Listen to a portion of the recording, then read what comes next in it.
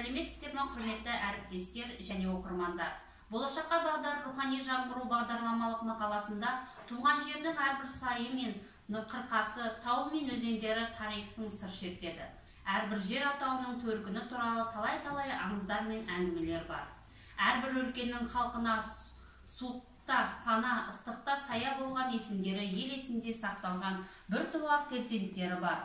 Осының бәрін жас ұрпақ біліп өсуге тиіс дей келе, өткен тарихымызға құрметпен қарап, жас ұрпаққа және бүгінгі буынға ұлы даланың тау тұлғаларының ерлігін, өмірін кеңінен насихаттауға ерекше назар аударуда Қажымұқан Оңайтпасұлы ел есінде есімі өшпейтіндей сақталған сол ұлы тұлғалардың бірі.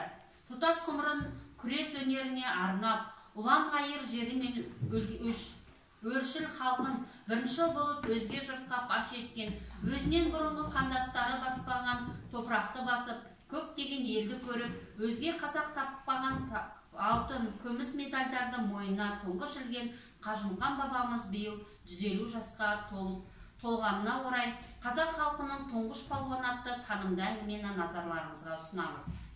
Орасан күштің иесі, күштің бірнеше түрінен әлем чемпионы атанған тұңғыш қазақ алыбы 1871 жылы 7 сәуірде Ақмола уезі Қараөткел ауылында қарапайым шаруа жанұясында дүниеге келген. Аталары елге әйгілі батырлар болған екен. 4-ші атасы Сәді Абылай хан тұсында өмір сүрген үлкен батыр, асқан найзагер адам екен. Сәдінің ұрпақтары арасында алып тұлға, Ернақы, шын аты Ержан атасы туралы ел аузында көптеген аңыздар да сақталған. Ернақ батыр дүниеден өткен соң айналасы жұтай бастайды. Атасы Ернақ ерекше күштің иесі болған және өз немересіне қазақша күресті үйреткен. Ал нағашы атасы лек палуан ағаштарды тамырымен жұлған деген аңыз бар.